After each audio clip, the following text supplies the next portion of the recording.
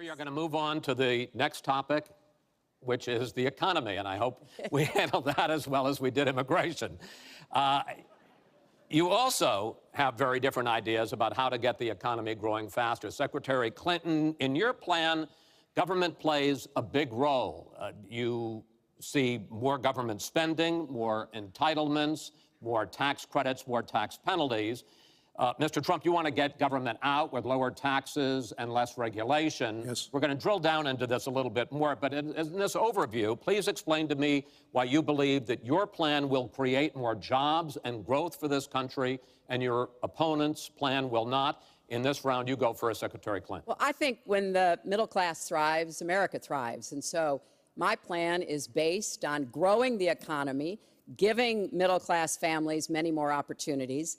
I want us to have the biggest jobs program since World War II, jobs in infrastructure and advanced manufacturing. I think we can compete with high-wage countries, and I believe we should. New jobs in clean energy, not only to fight climate change, which is a serious problem, but to create new opportunities and new businesses. I want us to do more to help small business. That's where 2/3 of the new jobs are going to come from. I want us to raise the national minimum wage because people who live in poverty should not, who work full-time should not still be in poverty. And I sure do want to make sure women get equal pay for the work we do. I feel strongly that we have to have an education system that starts with preschool and goes through college. That's why I want more technical education in high schools and in community colleges, real apprenticeships to prepare young people for the jobs of the future. I want to make college debt-free, and for families making less than $125,000, you will not get a tuition bill from a public college or university if the plan that I worked on with Bernie Sanders is enacted. And we're going to work hard to make sure that it is, because we are going to go where the money is. Most of the gains in the last years since the Great Recession have gone to the very top. So we are going to have the wealthy pay their fair share. We're going to have corporations make a contribution greater than they are now to our country.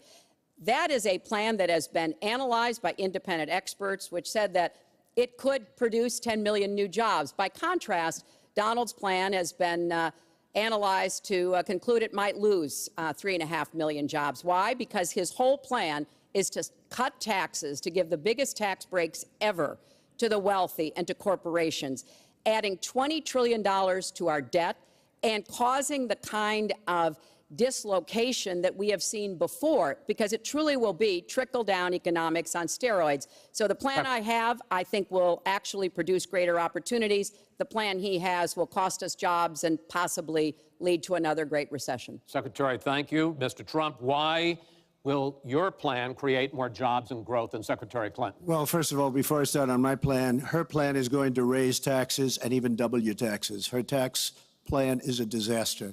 And she can say all she wants about college tuition, and I'm a big proponent. We're going to do a lot of things for college tuition, but the rest of the public's going to be paying for it. We will have a massive, massive tax increase under Hillary Clinton's plan. But I'd like to start off where we left, because when I said Japan and Germany, and I'm not to single them out, but South Korea, these are very rich, powerful countries. Saudi Arabia, nothing but money. We protect Saudi Arabia. Why aren't they paying? She immediately, when she heard this, I questioned it. And I questioned NATO. Why aren't the NATO questioned? Why aren't they paying? Because they weren't paying. Since I did this was a year ago, all of a sudden they're paying. And I've been given a lot of credit for it. All of a sudden they're starting to pay up. They have to pay up. We're protecting people. They have to pay up. And I'm a big fan of NATO, but they have to pay up. She comes out and said, we love our allies. We think our allies are great. Well, it's awfully hard to get them to pay up when you have somebody saying, we think how great they are. We have to tell Japan in a very nice way. We have to tell Germany, all of these countries, South Korea, we have to say, you have to help us out.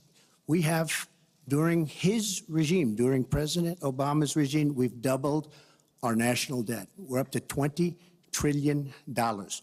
So my plan, we're going to renegotiate trade deals. We're going to have a lot of free trade. We're going to have free trade, more free trade than we have right now. But we have horrible deals. Our jobs are being taken out by the deal that her husband signed, NAFTA, one of the worst deals ever.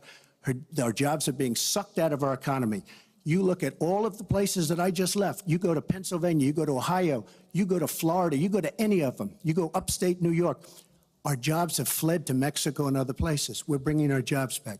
I am going to renegotiate NAFTA. And if I can't make a great deal, then we're going to terminate NAFTA and we're going to create new deals. We're going to have trade, but we're going to terminate it. We're going to make a great trade deal. And if we can't, we're going to do it. We're going to go a separate way because it has been a disaster. We are going to cut taxes massively. We're going to cut business taxes massively. They're going to start hiring people. We're going to bring the $2.5 trillion that's offshore back into the country. We are going to start the engine rolling again because right now our country is dying at 1% GDP.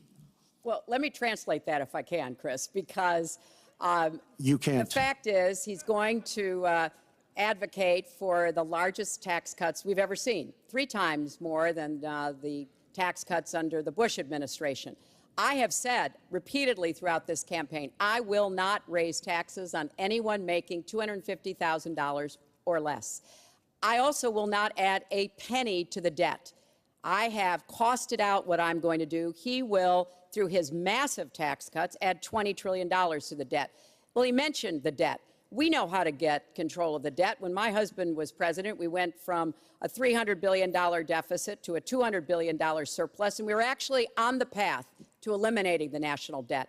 When President Obama came into office, he inherited the worst economic disaster since the Great Depression. He has cut the deficit by 2/3. So, yes, one of the ways you go after the debt, one of the ways you create jobs is by investing in people. So I do have investments in new jobs, investments in education, skill training, and the opportunities for people to get ahead and stay ahead. That's the kind of approach that will work. Cutting taxes on the wealthy, we've tried that. It has not worked the way that it has been promised.